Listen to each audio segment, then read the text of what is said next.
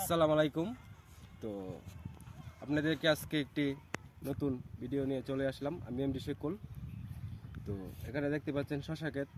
তো আসলাম তার কাছ থেকে আমরা কিছু একটা পরামর্শ নেই। তো কিছু দু একটা বলতেন, এখানে কতটুকু জায়গাতে আপনি শশা করছেন? এখানে হলো 2 কাঠা 1 কুচি। তো প্রথমে কি কি করতে হবে যদি কিছু একটা বলতেন।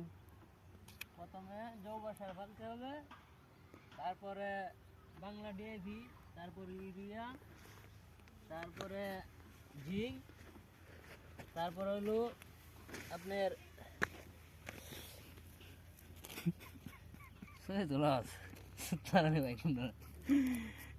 আর হইলো আপনার ধরা ভাই না, সমস্যা নাই।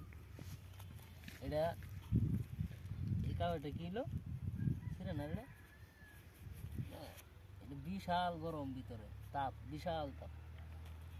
আর হলো আপনার তো এই যে দেখতে পাচ্ছি মাটি দিচ্ছেন, তো এই মাটিটি কিসের জন্য যদি একটা বলতেন দর্শকদেরকে। মায়ের হইলো এই যে বীজ লাগাবো, গুঁড়া মানে বীজ এগুলো গুঁড়া আর কি, শশা গুঁড়া।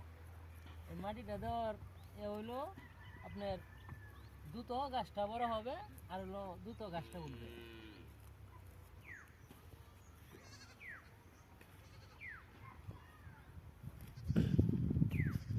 আচ্ছা, এই যে দেখতে পাচ্ছি পলিথিন দিচ্ছেন, এটা কিসের জন্য যদি বলতেন।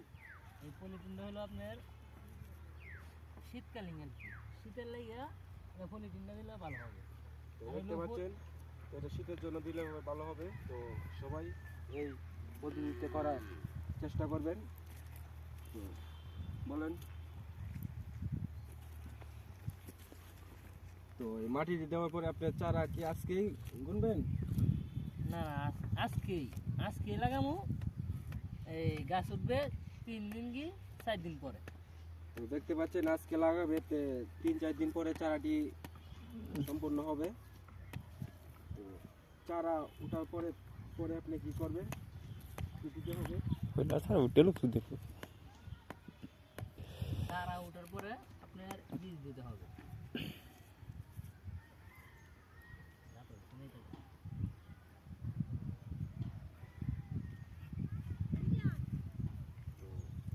সবাই এই পদ্ধতিতে করার চেষ্টা করব। তো সবাই আমরা কৃষি করা উন্নতি করে দেশ উন্নতি করব। তো সবাই ভালো থাকবেন, সুস্থ থাকবেন।